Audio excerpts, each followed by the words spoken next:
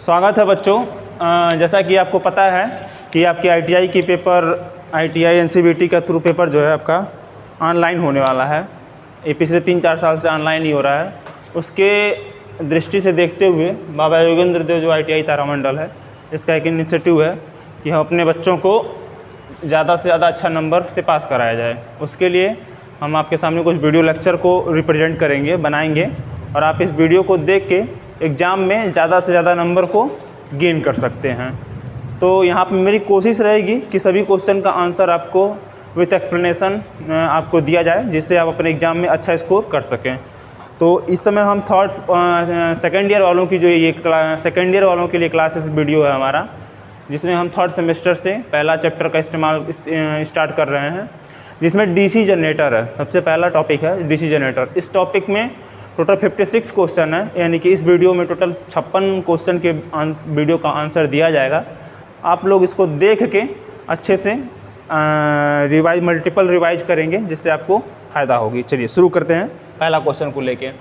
जैसा कह रहा है कि डीसी जनरेटर के भाग का नाम बताइए। डीसी जनरेटर के में एक्स के रूप में चिन्हित भाग का नाम क्या है, यानी कि ये जो चीज़ दिखाया गया है इस भाग का नाम क्या है। ठीक है, तो जैसा कि आपको पता है कि इसको हम लोग ये जो चीज़ भाग है हमारा, इसको हम लोग बोलते हैं कम्यूटेटर रेजर बोलते हैं। ये कम्यूटेटर रेजर क्या करता है कि जो स्लिप रिंग मोटर होता है, इसका उपयोग बेसिकली स्लिप रिंग मोटर में कर सकते हैं, डीसी जनरेटर में भी इसको इस्तेमाल किया जाता है। ये हमारा, इसको हम लोग आर्मेचर से जो तार निकलता है, यानी सुपर इनेबल्ड कॉपर जो होता है, उसको इसमें क्या करते हैं, थ्रू कनेक्ट करते हैं, सोल्डरिंग कर देते हैं हम लोग। ठीक है, इस भाग को हम लोग बोलते हैं स्लिप रिंग बोलते हैं इसको। ठीक है, इसका सही आंसर हो जाएगा हमारा कम्यूटेटर रेजर। ठीक है, आर्मेचर कोर गलत है, आर्मेचर कोर नहीं हो सकता। ठीक है, ब्रश क्या होता है हमारा, कार्बन का बना होता है, कार्बन का ब्रशेस होते हैं। किसका होता है हमारा, कार्बन का ब्रश होता है। कार्बन का इसलिए इस्तेमाल करते हैं कि कार्बन नेगेटिव टेम्परेचर कोफिशिएंट होता है। नेगेटिव टेम्परेचर कोफिशिएंट का मतलब क्या होता है कि जैसे जैसे टेम्परेचर बढ़ता है तो जो उसका रेजिस्टेंस होता है हमारा डिक्रीज कर जाता है, डिक्रीज करता है। डिक्रीज नहीं करेगा, अगर कम नहीं होगा तो इससे क्या होगा कि आपका रेजिस्टेंस बढ़ जाएगा। कम नहीं होगा अगर, तो रेजिस्टेंस बढ़ जाएगा। अगर रेजिस्टेंस सपोज बढ़ जाता है तो धारा प्रवाहित नहीं होगी। इसीलिए कार्बन का इस्तेमाल किया जाता है। ये नेगेटिव टेम्परेचर कोफिशिएंट होता है। अगर टेम्परेचर बढ़ता है तो रेजिस्टेंस क्या होता है हमारा, डिक्रीज कर जाता है। तो इसीलिए हम लोग ब्रश का इस्तेमाल करते हैं, किसका, कार्बन ब्रश का। तो इसका सही आंसर क्या हो जाएगा हमारा, कम्यूटेटर रेजर हो जाएगा। चलिए आगे बढ़ते हैं हम लोग। नेक्स्ट क्वेश्चन कह रहा है हमारा what is the name of A DC generator, यानी कि जनरेटर का नाम क्या है।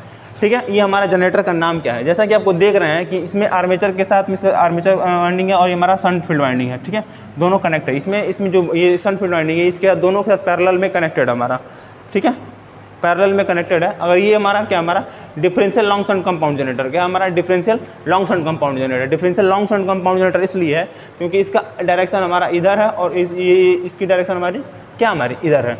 ठीक है, इसलिए डिफरेंशियल, अगर दोनों का डायरेक्शन सेम होता, अगर सपोज करिए ये भी इधर होता है, ये भी इधर है, तो हमारा क्या होता है, क्यूमुलेटिव हो जाता है। क्या होता है हमारा, cumulative long shunt compound generator हो जाता है। लेकिन इसका डायरेक्शन इधर, इस एरो का डायरेक्शन इधर है और इसका इधर है, इसीलिए हमारा क्या होगा, हमारा differential long shunt compound generator. Short shunt कैसा होता है हमारा, शॉर्ट शंट में कुछ नहीं होता हमारा, ये हमारा, ठीक, ये हमारा शॉर्ट शंट का होता है, हमारा लोड हो गया, हमारा लोड। ठीक है, ये हमारा शॉर्ट शंट का होता है, क्योंकि आर्मेचर के साथ इसको शंट फील्ड को हम लोग पैरेलल में रखते हैं, तो ये हमारा क्या होगा, शॉर्ट शंट का हो गया। तो इसका सही आंसर क्या होगा हमारा, differential long shunt compound generator. Next बढ़ते हैं आगे। क्वेश्चन कह रहा है डीसी जनरेटर में प्रेरित ईएमएफ की दिशा को ज्ञात करने के लिए क्या इस्तेमाल किया था। डीसी जनरेटर में प्रेरित ईएमएफ, जैसा कि आपको पता है कि ये जो हाथ होता है हमारा जनरेटर को रिप्रेजेंट करता है, यानी कि बायां हाथ जनरेटर को, दायां हाथ मोटर को रिप्रेजेंट करता है। ठीक है, तो यही पूछ रहा है सीधे क्या होता है, इंड्यूस्ड ईएमएफ जो होता है हमारा किस नियम से ज्ञात करते हैं। तो फ्लेमिंग के बाएं हाथ के नियम से ज्ञात करते हैं। अच्छा, दाहिने हाथ के नियम से हम लोग क्या ज्ञात करते हैं, हम लोग मोटर में इंड्यूस्ड ईएमएफ की दिशा ज्ञात करते हैं हम लोग। ठीक है, राइट हैंड से। ठीक है, अगर काक स्क्रू का नियम क्या होता है, काक स्क्रू हमारा सपोज करो ऐसा होता है, काक स्क्रू हमारा, जैसे कि मान लीजिए हमारा ये स्क्रू है, हमारा ये हमारा क्या स्क्रू है। अगर स्क्रू को ऐसे इस तरीके से हम लोग कस रहे हैं स्क्रू को ऐसे, तो जो अंगूठा की दिशा होती है हमारी, अंगूठा की दिशा होती है, ये हमारी करंट के डायरेक्शन को रिप्रेजेंट करता है। ठीक है, और बाकी जो हमारी चारों उंगलियाँ इस डायरेक्शन में घूम रही होती हैं, वो किसको रिप्रेजेंट करती हैं, हमारी मैग्नेटिक फ्लक्स को, यानी कि मैग्नेटिक फ्लक्स को रिप्रेजेंट करती है हमारी। ठीक है, ये हमारा काक स्क्रू का नियम होता है। फ्लेमिंग का नियम जो होता है हमारा बायां हाथ के नियम होता है, और राइट बाएं हाथ का नियम ये मोटर जनरेटर के लिए होता है, और दाएं हाथ का नियम क्या होता है हमारा, मोटर के लिए होता है। इसका सही आंसर क्या होगा हमारा, फ्लेमिंग हाथ का नियम। आगे बढ़िए, नेक्स्ट क्वेश्चन आगे हटाइए। नेक्स्ट क्वेश्चन कह रहा है कि डीसी जनरेटर में उत्पन्न ईएमएफ की गणना करने के लिए किस सूत्र का इस्तेमाल किया जाता है। देखो डीसी जनरेटर में उत्पन्न ईएमएफ की गणना करने के लिए किस सूत्र का इस्तेमाल किया जाता है। इसका सही आंसर क्या होगा हमारा, जनरेटेड ईएमएफ का, ईएमएफ का फार्मूला होता है, ईएमएफ बराबर होता है φZnP/60A। अच्छा देखिए, बाइंडिंग जो होती है हमारी दो प्रकार की होती है, एक हमारी होती है वेव बाइंडिंग होती है, वेव बाइंडिंग, और दूसरी होती है हमारी लैप वाइंडिंग। क्या होती है हमारी, lap winding. Lap winding wave binding में बराबर, वेव बाइंडिंग में क्या होता है, ए बराबर होता है, ए बराबर क्या होता है 2 होता है, और लैप वाइंडिंग में क्या होता है हमारा, ए बराबर क्या होता है हमारा P होता है। यानी कि आर्मेचर पाथों की संख्या पैरेलल पाथों की संख्या क्या होती है, बराबर होती है लैप वाइंडिंग में। लेकिन वेव वाइंडिंग में क्या होती है, आर्मेचर पाथों की संख्या पैरेलल पाथों की संख्या आर्मेचर पाथों की संख्या की दोगुनी होती है हमारी, ठीक है, ए बराबर 2 होती है हमारी, ठीक है। इसीलिए ये हमारा क्या होता है, ईएमएफ का फार्मूला का सूत्र होता है φZnP/60A होता है। अच्छा ये किसके लिए, किस नियम के लिए फार्मूला होता है, ये वेव वाइंडिंग के लिए सफिशिएंट ही होता है। लेकिन अगर लैप वाइंडिंग के लिए ईएमएफ का गणना करोगे, P बराबर A बराबर P होता है, वहाँ पर फार्मूला क्या हो जाएगा φZn/60। वहाँ के लिए क्या होगा हमारा फार्मूला ए हो जाएगा, क्यों, क्योंकि P और A आपस में क्या होगा, कैंसिल हो जाएगा हमारा, किसके लिए, लैप वाइंडिंग के लिए। अब वेव वाइंडिंग के लिए क्या होगा हमारा φZnP/60A होगा। लेकिन एक नॉर्मल फार्मूला पूछ रहा है, तो कौन सा फार्मूला होगा हमारा φZnP/60A, यानी कि हमारा ये हमारा जेड क्या है, नंबर ऑफ कंडक्टर की संख्या बता रहा है, नंबर ये बता रहा है 60 उसका बता रहा है, और P पैरेलल पाथों की संख्या, A आर्मेचर पाथों की संख्या हमारी होती है, ठीक है। तो ये हमारा फार्मूला हो गया। चलिए नेक्स्ट क्वेश्चन, मिटाने वाला कपड़ा कहाँ गया,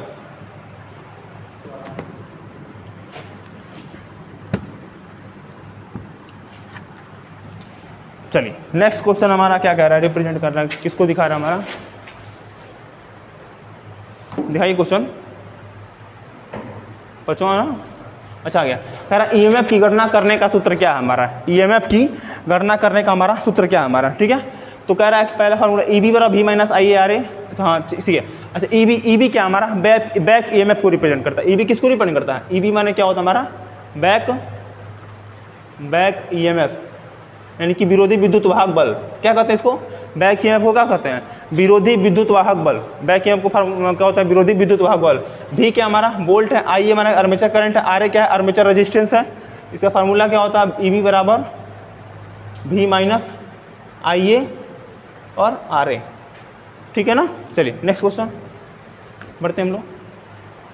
कह रहा है x के रूप में चिन्हित भाग का नाम क्या है हमारा, x के रूप में चिन्हित भाग का नाम क्या है हमारा, ठीक है। ऐसा देखिए ये हमारा बेसिकली ये इस भाग की पूछ रहा है कि ये हमारा किस भाग को रिप्रेजेंट कर रहा है हमारा, ठीक है। तो कह रहा है पोल टिप नहीं है हमारा ना, पोल कोर ये हमारा दिया। अच्छा पोल कोर इसको हम बोलते हैं, क्या कहते हैं इसको, ये जो हमारा है ये चीज़ है हमारी, इसको हम लोग क्या बोलेंगे, पोल कोर बोलेंगे। और ये जो चीज़ होती है हमारी पोल शू होती है, क्या होती है हमारी, पोल शू। अच्छा ये जो पोल कोर होता है हमारा काउंटर स्क्रू से क्या होता है हमारा, कसा होता है, काउंटर स्क्रू से जो हमारा योक होता है उसमें क्या कहता है, हम इसको कस देते हैं, काउंटर स्क्रू से इसको योक में हम लोग कस देते हैं। अच्छा इसका काम क्या होता है, पोल शू का काम क्या होता है, सीधी सी बात, एयर गैप को क्या करता है हमारा, मेंटेन रखता है। एयर गैप को क्या करता है हमारा, मेंटेन रखता है। कौन सा एयर गैप की बात कर रहा है हमारा, ये हमारा योक हो गया और ये हमारा आर्मेचर हो गया। इसको हम लोग यहाँ पे लगाते हैं ऐसे ऐसे करके, ऐसे, हाँ ये हमारा यही होता है पोल कोर। ये पोल शू हो गया और ये हमारा के पोल कोर हो गया। एयर गैप को क्या करता है हमारा, मेंटेन करता है हमारा, एयर गैप को मेंटेन करता है। दूसरा काम क्या करता है, जो फ्लक्स को क्या होता है एक समान रूप से क्या करता है हमारा, डिस्ट्रीब्यूट करता है। फ्लक्स को क्या करता है, एक समान रूप से डिस्ट्रीब्यूट करता है। इसको हम लोग क्या बोलते हैं, पोल शू बोलते हैं। क्या बोलते हैं इसको, पोल शू। तो इसका सही आंसर क्या होगा हमारा, डी ऑप्शन। चलिए नेक्स्ट बढ़ते हैं। कह रहा है जनरेटर का नाम क्या है, कौन सा हमारा, ये जनरेटर हमारा है। आगे बढ़िए, ठीक है। अच्छा देखिए जनरेटर हमारे बेसिकली क्या होते हैं, दो कई प्रकार का, एक होता है सेपरेटली एक्साइटेड जनरेटर होता है, एक होता है हमारा self excited generator. Separately excited generator में क्या होता है हमारा, देखिए जो सेल्फ एक्साइटेड जनरेटर होता है, बेसिकली जनरेटर टू टाइप्स, एक सेपरेटली एक्साइटेड, एक सेल्फ एक्साइटेड। जो सेपरेटली एक्साइटेड होता है वो उसको अलग से उत्तेजित करना पड़ता है। अलग से उत्तेजित करने का मतलब क्या है, उसको स्टार्ट करने के लिए किसी बाहरी सोर्स की आवश्यकता होती है। क्या करते हैं उसको, किसी बाहरी सोर्स की जरूरत पड़ती है, यानी कि किसी डीसी सप्लाई की हमारी उसकी ज़रूरत पड़ती है, डीसी सप्लाई की ज़रूरत पड़ती है। बंद करना है, बंद में। जनरेटर बेसिकली दो प्रकार के होते हैं, एक होता है सेल्फ एक्साइटेड और होता है हमारा सेपरेटली एक्साइटेड। जो सेपरेटली एक्साइटेड जनरेटर होता है उसको अलग से हमको क्या करना पड़ता है, चालू करने के लिए एक्साइट करना पड़ता है, यानी कि डीसी सोर्स की आवश्यकता हो, डीसी सप्लाई की आवश्यकता होती है हमारे, ठीक है ना, स्टार्ट करने के लिए। लेकिन जो सेल्फ एक्साइटेड जनरेटर होता है उसको अलग से उत्तेजित करने की जरूरत नहीं पड़ती है, ठीक है। उसमें जो सेल्फ एक्साइटेड होता है वो बेसिकली तीन प्रकार का होता है, सीरीज होता है, शंट होता है, कंपाउंड होता है। क्या होता है, सीरीज होता है, शंट होता है, कंपाउंड होता है, तीन प्रकार के होते हैं, ठीक है ना। ये कह रहा है कि कौन सा जनरेटर, ये हमारा बेसिकली सेपरेटली एक्साइटेड जनरेटर, क्या हमारा ये है, सेपरेटली एक्साइटेड जनरेटर होता है हमारा, ठीक है। अरे देखो, जो कंपाउंड जनरेटर होता है ये भी बेसिकली दो प्रकार के होते हैं, एक लॉन्ग शंट कंपाउंड जनरेटर होता है और हमारा एक होता है हमारा शॉर्ट शंट कंपाउंड जनरेटर है। अच्छा, उसमें भी दो प्रकार के होते हैं, एक differential long shunt compound generator होता है और हमारा क्यूमुलेटिव कंपाउंड जनरेटर होता है हमारा, ठीक है ना। तो ये हमारे बेसिकली से बटे होते हैं। आगे बढ़िए, कह रहा है जनरेटर द्वारा किस ऊर्जा को विद्युत ऊर्जा में हम लोग बदलते हैं बेसिकली। तो जनरेटर बेसिकली क्या करता है, जनरेटर मैकेनिकली एनर्जी को क्या करता है, इलेक्ट्रिकल एनर्जी में क्या करता है, हमारा कन्वर्ट करता है। जनरेटर क्या करता है, मैकेनिकल एनर्जी को, मैकेनिकल समझते हो ना, यांत्रिक ऊर्जा को विद्युत ऊर्जा में बदलता है। जनरेटर को चलाने के लिए किसी बाहरी सोर्स की आवश्यकता होती है, बाहरी सोर्स यानी कि किसी प्राइम मूवर की। प्राइम मूवर में डीजल जनरेटर होता है हमारा, डीजल होता है, उससे आवश्यकता होता है। तो जो डीजल होता है मैकेनिकल रूप से होता है ना, तो उस मैकेनिकल एनर्जी को कपलिंग के माध्यम से हमारा किससे कनेक्ट होता है, हमारा जनरेटर से कनेक्ट होता है, अल्टरनेटर से कनेक्ट होता है हमारा। आए बात समझना, जब वो घुमाता है, डीजल जनरेटर चलता है, देखो इसे मान लीजिए डीजल हमारा है, ये हमारा कपलिंग है, ये हमारा क्या, हमारा कपलिंग है, ये हमारा यहाँ से कनेक्ट होता है हमारा ऐसे तरीके से हमारा ये जनरेटर या फिर अल्टरनेटर। तो जब इसको हम चलाते हैं तो ये कपलिंग के माध्यम से कनेक्ट होता है।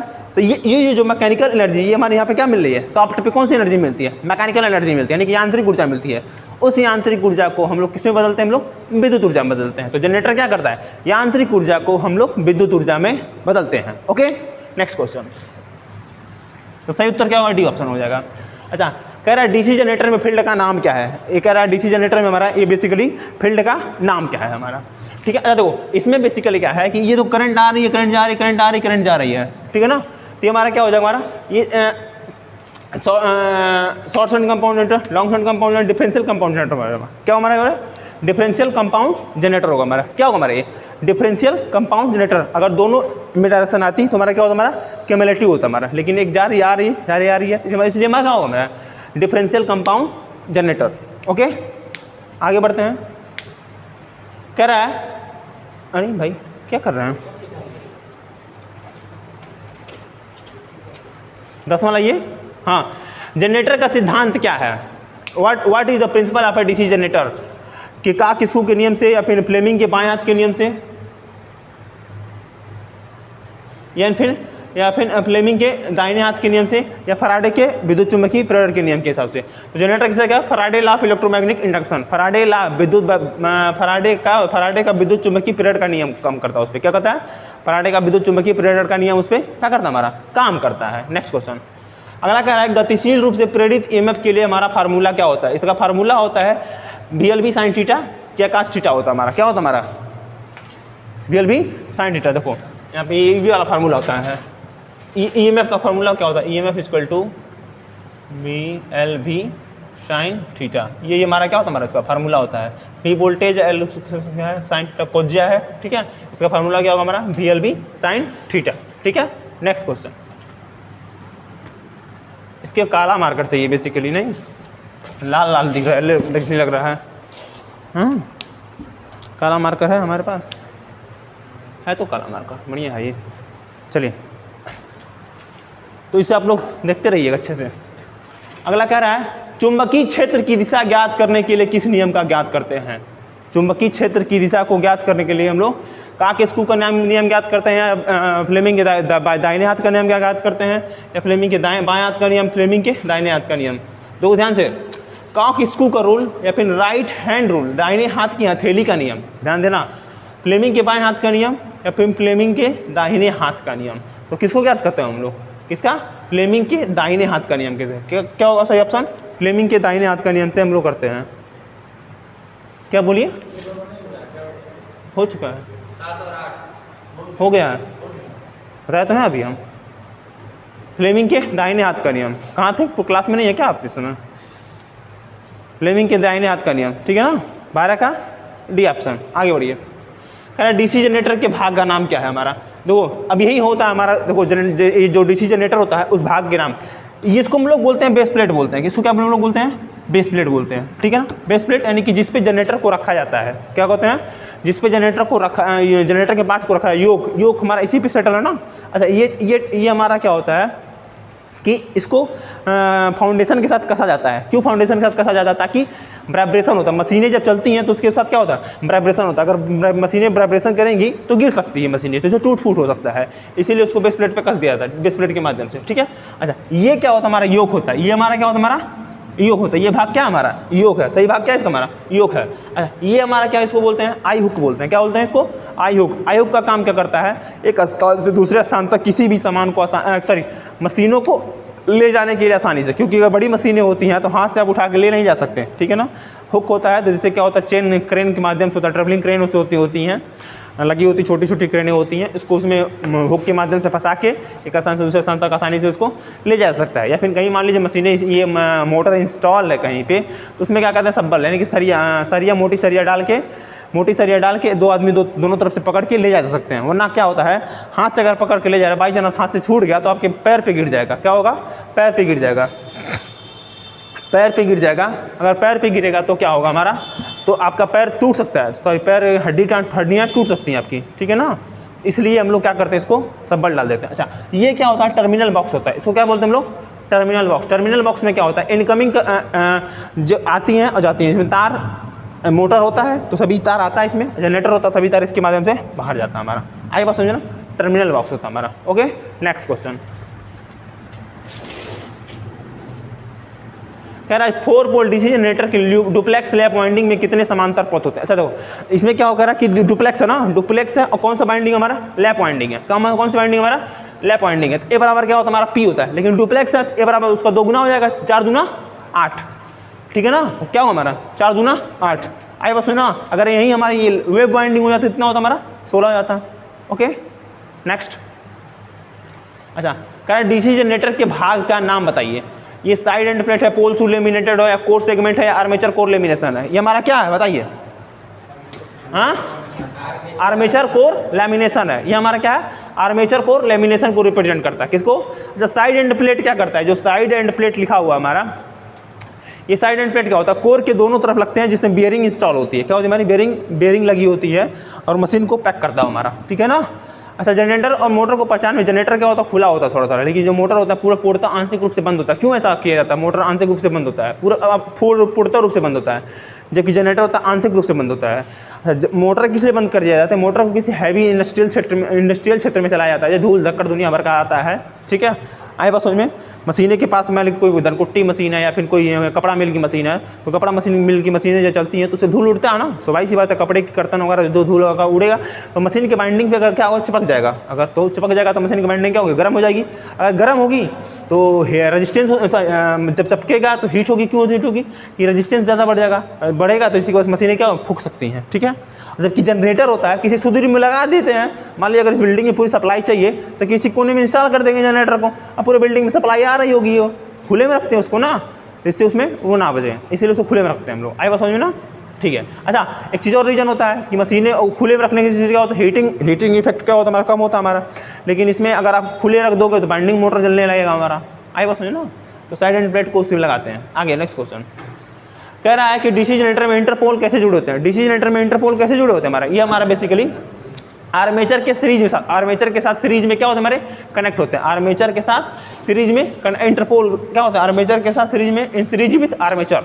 आए पसंद ना, आर्मेचर सीरीज के साथ सीरीज में जुड़े होते हैं। आगे अगला कह रहा है कि एक स्वयं उत्तेजित डीसी जनरेटर में अवशिष्ट चुंबकत्व की आवश्यकता क्या है? यानी कि एक रेडिजुअल मैग्नेटिज्म होता है हमारा, उसकी ज़रूरत क्या है हमारी, बेसिकली क्या होती है हमारी रेडिजुअल मैग्नेटिज्म की व्हाट इज ए नीड क्या होती है हमारी, ठीक है। बेसिकली क्या करता है रेडिजुअल मैग्नेटिज्म, जैसे कि हम लोग वो BH वक्र पढ़े हैं, BH वक्र, ये हमारा क्या होता है हमारा BH वक्र ऐसे इस तरीके से होता है। थोड़ा फैला दीजिए, देखिए मार्कर कहाँ गया रेड वाला,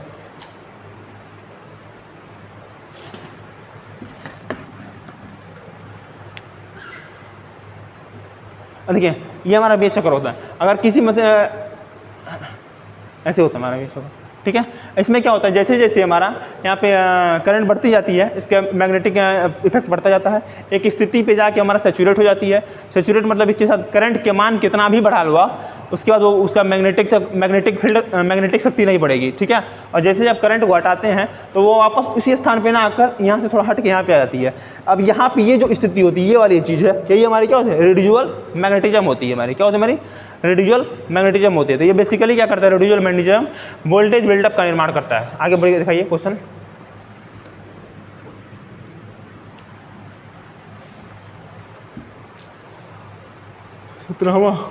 हाँ, एक स्व उत्तेजित डीसी जनरेटर में उसी चुंबकत्व क्या हो सकता है, क्या है वोल्टेज का निर्माण करे, क्या करता है हमारा वोल्टेज बिल्डअप द वोल्टेज। आए पास समझ में ना, वोल्टेज द बिल्डअप। अट्रामा क्या कर रहा है,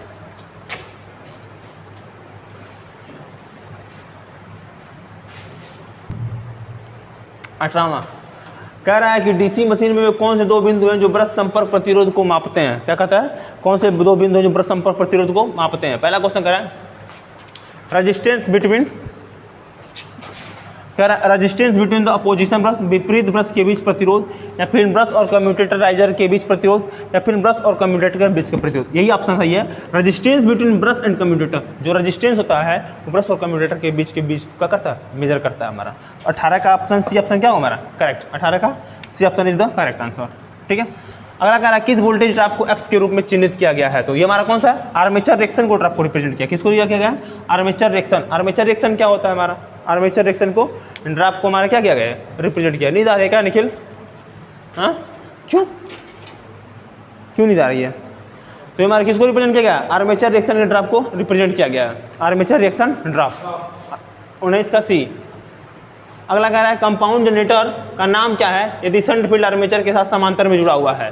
ध्यान देना, कह रहा है कि what is the name of A compound generator if the shunt field is connected in parallel with armature, यानी कि केवल आर्मेचर के साथ क्या हमारा वो कनेक्टेड है, ना कि उसके साथ सीरीज वाले के साथ।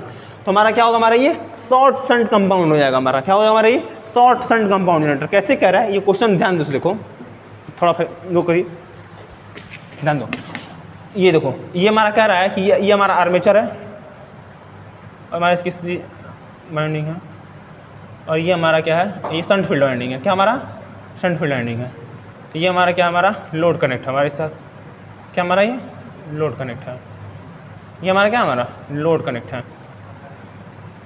ये हमारा कौन सा वाइंडिंग है, तो ये हमारा क्या होगा शॉर्ट शंट कंपाउंड ना, हाँ ठीक है ना, क्या होगा हमारा ये शॉर्ट शंट कंपाउंड, ठीक है शॉर्ट शंट कंपाउंड। ये हमारा आर्मेचर हो गया, ये शंट फील्ड हो गया, ये सीरीज फील्ड हो गया, ये हमारा लोड हो गया। ओके नेक्स्ट क्वेश्चन,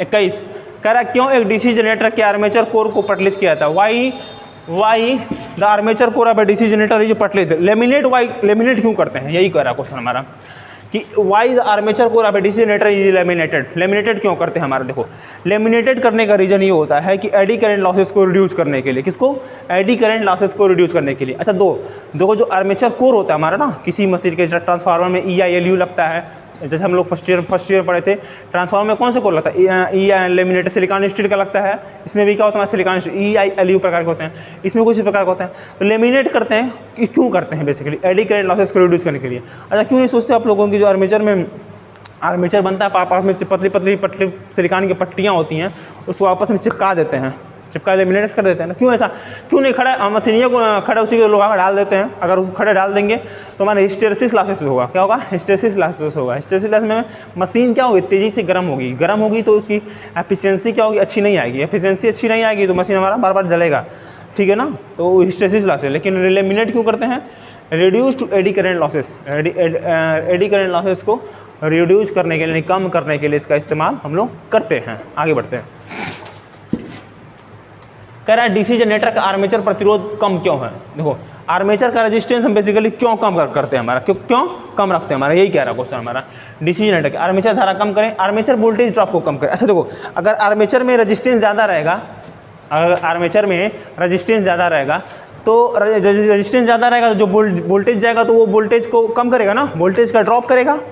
वोल्टेज को ड्रॉप करेगा तो मशीन की एफिशिएंसी बेटर आएगी नहीं, इसलिए कम से कम प्रतिरोध रखते हैं। अच्छा, उसमें हम लोग कॉपर वायर का ही इस्तेमाल क्यों करते हैं? हम लोग लोहे के वायर का क्यों नहीं यूज कर सकते हैं? क्योंकि लोहे के वायर में चाहे यूरेका के वायर में, इसमें क्या रेजिस्टेंस क्या होता है हमारा? ज़्यादा होता है ना।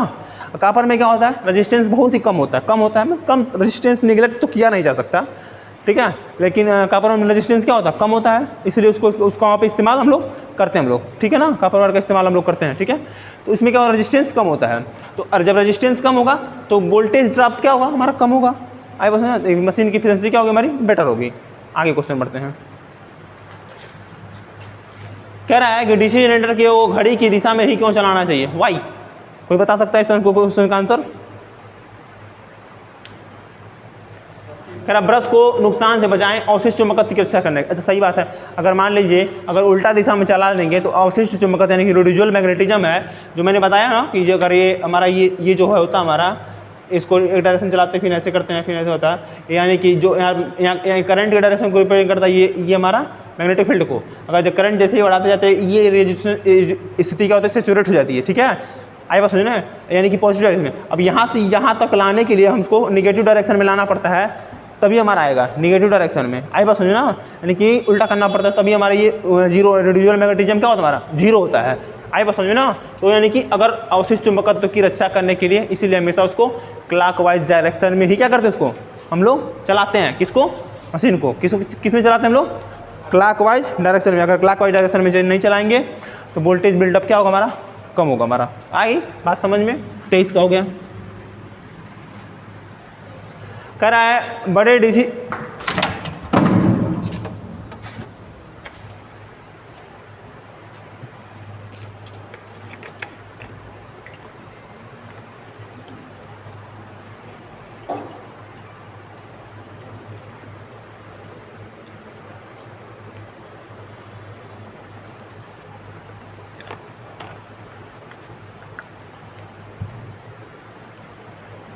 कह रहा है बड़े डीसी जनरेटर में घुमावदार क्षतिपूर्ति यानी कि Y compensating winding is provide in large DC generator. क्यों हम इसको करते हैं? पहला ऑप्शन कह रहा है कनेक्ट मोर लोड्स रिड्यूस कम्युनिकेशन इफेक्ट। आगे ऑप्शन दिखाइए और हमको। Neutralised armature reaction. क्या करते हैं? आर्मेचर रिएक्शन को रिड्यूस करने के लिए उसको हम लोग करते हैं। आइए बस समझना, लीजिए मुँह धो लीजिए पहले ठंडा पानी से। चलिए, रिड्यूस आर्मेचर रिएक्शन 25 कह रहा डीसी जनरेटर के वोल्टेज का निर्माण करने में विफल होने का कारण क्या है? यानी कि कोई डीसी जनरेटर है अगर वोल्टेज निर्माण करने में विफल होता है, यानी कि वोल्टेज का बिल्डअप नहीं हो पाता है डीसी जनरेटर से, तो क्या कारण है? वाई?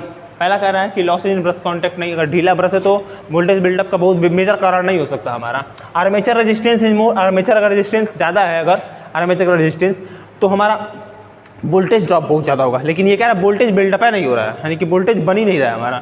अगला कह रहा है कि field resistance above the critical resistance. Correct, जो क्रिटिकल रेजिस्टेंस है वो फील्ड रेजिस्टेंस से क्या हमारा ज़्यादा है। अगर क्रिटिकल रेजिस्टेंस ज़्यादा है तो हमारा फील्ड रेजिस्टेंस से उस स्थिति में क्या होगा? वोल्टेज का बिल्डअप हमारा नहीं होगा हमारा। आई बात समझना? ठीक है, आगे बढ़ते हैं। यानी कि इसका अच्छी सी ऑप्शन। अगला कह रहा है जनरेटर का नाम क्या है जिसका इसका क्षेत्र आर्मेचर के समांतर में जुड़ा हुआ है? ध्यान दो क्वेश्चन को। कह रहा what is the name of a generator if the field is connected in parallel with armature. Armature के साथ केवल पैरेलल में कनेक्टेड है, ना कि आर्मेचर के सीरीज फील्ड के साथ कनेक्टेड नहीं, केवल आर्मेचर के साथ। तो कौन सा? सीधी सी बात है, शॉर्ट शंट होगा। क्या होगा हमारा? शॉर्ट शंट हो जाएगा हमारा। तो ऑप्शन कौन सा हमारा? शंट है ना, शंट जनरेटर, क्यों हमारा शंट जनरेटर। अब देखो इसमें कह रहा है कि शॉर्ट शंट और लॉन्ग शंट कोई ऑप्शन ही नहीं है, तो शंट की बात कर रहा है तो शंट जनरेटर होगा हमारा, सीधी बात। इसमें सीरीज जनरेटर दिया है, नहीं हो सकता। कंपाउंड जनरेटर दिया है, self excited generator, self excited generator तो किसी भी कीमत पर नहीं हो सकता हमारा। आप आंसर सही माना, तो यानी कि वही वाला बात हो, क्वेश्चन है आएगा ऑप्शन, ये हमारा ऐसे है, ये सीरीज फील्ड है और हमारा इसके साथ हमारा शंट फील्ड कनेक्ट है, हमारा ये लोड कनेक्ट हमारा, ये हमारा क्या होगा, शॉर्ट शंट हो जाएगा हमारा, क्यों हमारा शॉर्ट शंट होगा। समझ में आई बात ना। चलिए 27 का ऑप्शन कह रहा है कि डीसी जनरेटर में पोल शू का उद्देश्य क्या है। अभी तो पोल कोर बताया था, पोल शू का मैंने बताया ना, ये जो ये वाला हिस्सा होता है, ये वाला, ये तो ये पोल कोर हो गया, ये हमारा क्या होगा, पोल शू हो गया। कह रहा है इसका उद्देश्य क्या हमारा, हाँ ये हमारा बेसिकली हमारा क्या करता है। पहला ऑप्शन कह रहा है कि एयर गैप को कम करता है, नहीं भाई एयर गैप को कम नहीं करता है, एयर गैप को मेंटेन करता है, एयर गैप बराबर रखता है। क्षेत्र की ताकत बढ़ाता है, इंक्रीज द फील्ड स्ट्रेंथ नहीं। मिनिमाइज चुंबकीय हानियों को कम करता है, हानियों को कम कर सकता है, मिनी बात है, लेकिन हानियाँ इसके थ्रू कम बेसी नहीं अधिकतर की जा सकती है, हल्का होगा। इस अगला कह रहा है spread out of flux uniformly in the air gap, यानी कि जो एयर गैप होता है उसमें फ्लक्स को यूनिफॉर्मली क्या करता है हमारा, डिस्ट्रीब्यूट करता है, स्प्रेड करता है हमारा, ठीक है ना, स्प्रेड करता है, फैलाता है हमारा, फ्लक्स को एक समान रूप से क्या करता है हमारा, डिस्ट्रीब्यूट करता है, ठीक है। तो इसका सही ऑप्शन क्या होगा, spread out flux uniformly in air gap, D option क्या होगा हमारा, सही हो जाएगा इसका। आगे बढ़ते हैं 28 कह रहा है डीसी जनरेटर में स्प्लिट रिंग का काम क्या है, what is the split ring of an DC generator. Split ring क्या होगा हमारा, स्प्लिट रिंग कह रहा निरंतर वोल्टेज बनाए रखना, वोल्टेज को मेंटेन रखना। अच्छा अगला कह रहा है collect the current in directionally, सही है। स्लिप रिंग का काम यही करता है, क्या करता है, करंट को क्या करता है, यूनि डायरेक्शनल रूप से क्या करता है, करंट को क्या करता है, यूनि डायरेक्शनल रूप से। स्टॉप करिए, बी ऑप्शन इसका सही हो जाएगा हमारा, ठीक है। स्टॉप करिए, थोड़ा सा बंद नहीं करना है, स्टॉप, चलो हो गया। नेक्स्ट क्वेश्चन कह रहा है जनरेटर में ब्रश बना, 29 ही तो ना, जनरेटर में ब्रश बनाने के लिए किस सामग्री का उपयोग किया जाता है हमारा, तो किसका यूज किया जाता है, कार्बन ग्रेफाइट, स्टील ग्रेफाइट, डलवा लोहा ग्रेफाइट या एल्युमिनियम और ग्रेफाइट का। तो किसका इस्तेमाल किया जाता है, कार्बन और ग्रेफाइट का। किसका इस्तेमाल किया जाता है, कार्बन और ग्रेफाइट। कार्बन का इस्तेमाल क्यों किया जाता है, क्योंकि कार्बन क्या होता है, निगेटिव टेम्परेचर कोएफिशिएंट होता है, अगर टेम्परेचर बढ़ता है तो रेजिस्टेंस क्या होता है हमारा, डिक्रीज करता है, ठीक है ना। रेजिस्टेंस क्या करता है हमारा, डिक्रीज करता है। अगर रेजिस्टेंस डिक्रीज नहीं करेगा, अगर इंक्रीज करेगा तो करंट पास ही नहीं होगा, ठीक है ना। रेजिस्टेंस क्या करंट को रोकता है ना। आगे क्वेश्चन कह रहा है क्यों एक डीसी जनरेटर में अपने अवशिष्ट चुंबकत्व तो खो देता है। भार में heavy short circuit in load, बिना लोड के साथ लगातार चल रहा हो, बिना रुके लगातार चल रहा हो, रोटेशन की दिशा अक्सर बदलती रहती है हमारा। अगर रोटेशन की दिशा अक्सर बदलती रहती है, इस स्थिति में क्या होगा, रेडियल मैग्नेटिज्म क्या होगा हमारा, रेडियल मैग्नेटिज्म खो देगा हमारा, डायरेक्शन चेंज करते हैं तो, ठीक है ना। आगे कह रहा है कि एक जनरेटर में योक और ध्रुव के माध्यम से चुंबकीय सर्किट कैसे पूरा हो सकता है, यानी कि कोई एक जनरेटर है उसमें योक और उसके माध्यम से चुंबकीय सर्किट हमारा कैसे पूरा हो सकता है हमारा। पहला कह रहा है क्षेत्र कुंडली, आर्मेचर कोर, लेमिनेटेड कोर, इसमें तुम लोग या फिर winding conductor in armature, armature में वाइंडिंग कंडक्टर के माध्यम से। इसमें किसका इस्तेमाल किया जाता है, आर्मेचर कोर, यानी किसके हो सकता है, आर्मेचर कोर एक जनरेटर मैंने इसके थ्रू हम लोग कर सकते हैं। बी ऑप्शन क्या होगा हमारा, सही हो जाएगा। आगे बढ़ते हैं, बंद करो, बाद में पढ़ाएंगे।